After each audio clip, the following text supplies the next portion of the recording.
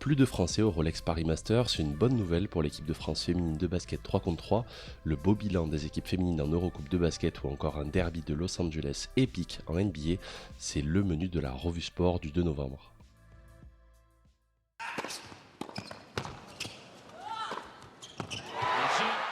Et c'est déjà fini pour les Français au Rolex Paris Masters de Bercy. Le dernier représentant français Hugo Humbert a été éliminé au deuxième tour par l'Allemand Alexander Zverev après un match fou en 3-7, 6-4, 6-7, 7-6. Et statistique effrayante, le Messin a été le seul tricolore à se qualifier au second tour, du jamais vu depuis 1990. C'est aussi la seconde fois de l'histoire que nous ne verrons aucun Français en huitième de finale. Pourtant, Hugo Humbert est loin d'avoir démérité, le Français s'est donné les moyens d'y croire en s'offrant 9 balles de break en première manche, mais a manqué de réalisme et a vu l'Allemand gagner ce premier set de plus d'une heure. La deuxième manche a vite ressemblé à la précédente avec un Hugo Humbert incapable de convertir deux nouvelles opportunités de break.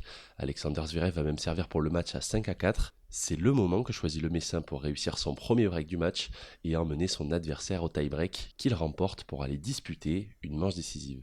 Le néo numéro 1 français a alors embarqué le public de Bercy dans une fin de match épique.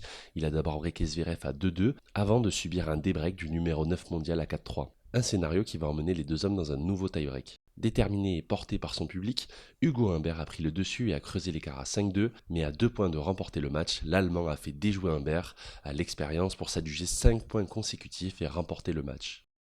Et c'est officiel depuis ce mercredi, la Fédération internationale de basket, la FIBA et la Fédération française de basket, la FFB, ont conjointement annoncé dans un communiqué la qualification de l'équipe de France féminine de basket 3 contre 3. Les Françaises ont bénéficié d'un des 3 tickets qualificatifs distribués par leur statut de vice-championne du monde en titre. Les 2 autres ont été donnés aux États-Unis, championne du monde et olympique en titre, et à la Chine. Pour la deuxième participation de leur histoire, les Bleus entendent cette fois-ci aller chercher une médaille, après avoir échoué de peu à Tokyo en terminant 4e. L'équipe de France masculine n'aura en revanche pas ce privilège et devra passer par un tournoi de qualification pour participer aux Jeux. Ils devront pour cela obtenir l'une des 5 places à pourvoir dans ces qualifications afin de rejoindre la Serbie, les États-Unis et la Chine déjà qualifiés. 6e au classement mondial, les Bleus ont sur le papier de belles chances de faire partie de l'aventure, bien que rien ne soit joué d'avance.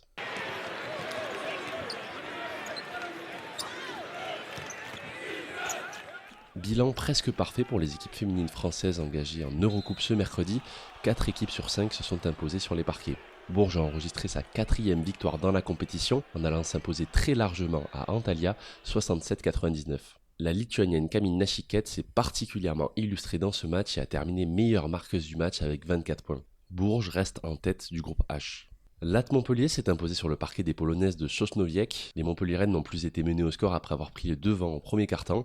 Elles restent invaincues et premières de leur groupe D avec cette victoire 70-81. Charleville-Mézières a aussi gagné. Amel Boudera et ses 25 points ont guidé les Flammes Carolo vers le succès en s'imposant sur le parquet grec des joueuses de Eleftheria. Une victoire qui leur permet de rester première du groupe A. Et les Angevines se sont offerts un festival offensif face aux Lituaniennes de Karbistis Vilnius. Victoire 90-52, un large succès qui permet à Angers de remonter à la 2e place de son groupe C. Et c'est la seule déconvenue française de la soirée. Roche-Vendée a essuyé une défaite en Pologne face aux Polonaises d'Arka Gdynia, 86-61. Une contre-performance qui bloque les Vendéennes à la 3e place de leur groupe L. Tip to LeBron, Reddish to seal it, Christian Wood.